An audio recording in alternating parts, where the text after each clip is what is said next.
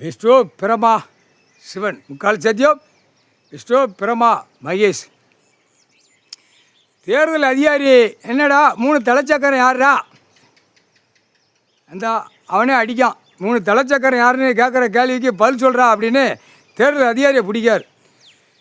தேர்தல் அதிகாரி மாநிலத்தில் தேர்தல் வைக்கல, ஜனநாயகம் ஓட்டு முத்திரை கேட்குறவன்ட்டு தேர்தல் வைக்க ஒவ்வொரு ஆதார கார்டில் என்ன செய்தான், ஏது செய்தான், என்ன பண்ணி வச்சுருக்கான், என்ன செய்தான், என்ன தொழில் பார்க்கான், என்ன பூமி அளிக்கான், என்ன குளத்துக்கள் என்ன ஓடுது எல்லாம் பார்த்து தெரியுமா இல்லையாடா உனக்கு? தெரியுமா இல்லையா? அந்த கணக்கு யார் கொடுக்கணும்? நீதிமன்றம்னா என்னன்னு தெரியுமா? அதுக்கு தான் நீதிமன்ற கோர்ட்டில் நீதி தேவதையை கண்ணை கட்டி வச்ச கணக்கு, திராசை பிடிச்ச மாதிரி கணக்கை க்ளோஸ் பண்ணிட்டார்.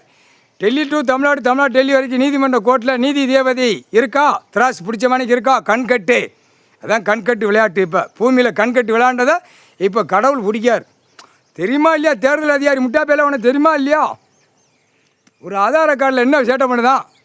இது உலக நாடு. இந்த சீட்டு கட்டு வச்ச பேப்பரை வச்சு 4 வீலர் 2 வீலர் வாங்கி சைங் ஒரு கழுது தேவையாது கார் வண்டி வாங்கி அப்படியே 10 பேர்த்துக்கு முன்னாடி பந்தாவாக போகிறான். அவன் என்ன புளுத்தி பார்க்கான்னு பார்த்தியா இல்லையா? ஆதார கார்டு ரேஷன் கார்டில் தேர்தல் அதிகாரி அந்த லிஸ்ட்டை பார்த்தியா இல்லையா?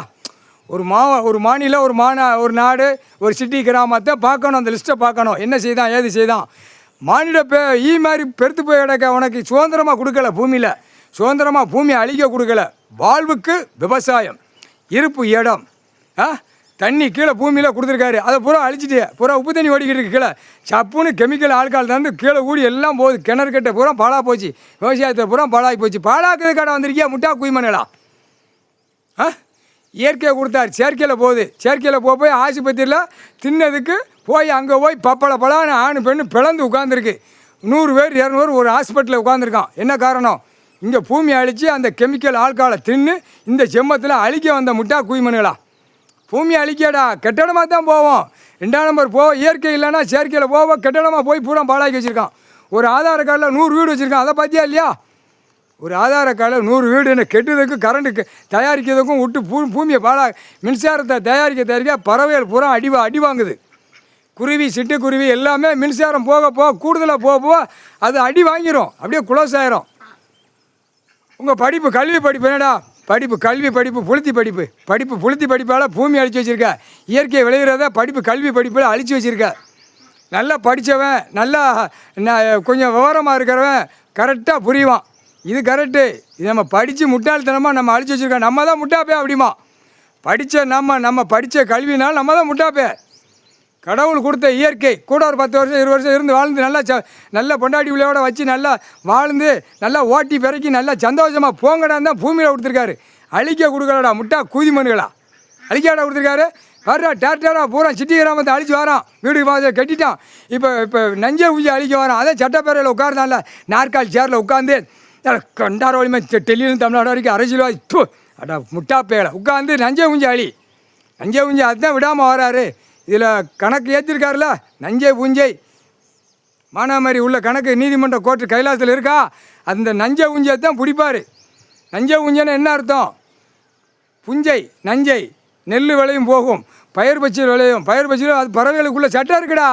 உள்ள சட்டத்தை பூரா மறைச்சி வரான். இவனாக போட்டு வகுத்து அரசியல்வாதி நாசம் பண்ணிட்டான். வெளிநாட்டுக்கு தோலில் ஒரு பொட்டணத்தை தூக்கிட்டு போயிருந்தான். இந்த சீட்டு விளையாட்டு கெட்டு உள்ள பொட்டணமாக தூக்கிட்டு போய் அங்கே போய் என்ன நடத்தணும், என்ன வாங்கணும் எல்லாம் நாட்டுக்கு நாடு வாங்கி போட்டு இந்த இடத்த பூரா அழிக்காம அந்த முட்டா பேக பொட்டார் தேர்தல் அதிகாரி. பார்த்தியா இல்லையா?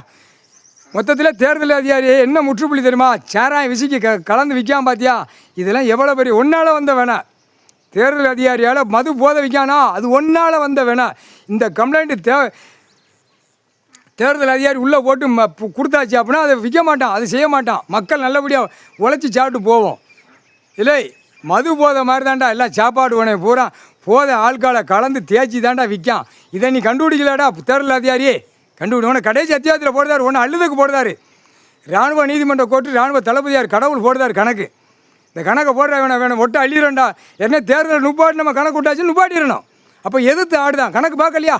கணக்கு விடுற கணக்கு கைலாசத்தில் போடுறாரு, கணக்கு பார்க்கலையா? அப்போ நுப்பாட்டலையா? அப்போ தேர்தல் அதிகாரி கணக்கு போடுறா. இவன் ஒட்ட இராணுவ வரையில் வானர படவில் ஒட்டில் வாழித்து கண்டாலுமே பேண்ட இடத்துல தின்ன இடத்துல மோளை போட்டு அவனை அந்த ரசனையில் விடண்டா அப்படின்ட்டார் தேர்தல் அதிகாரியை. தப்பா இல்லையா? எவ்வளோ பெரிய தப்பு அதுக்கு.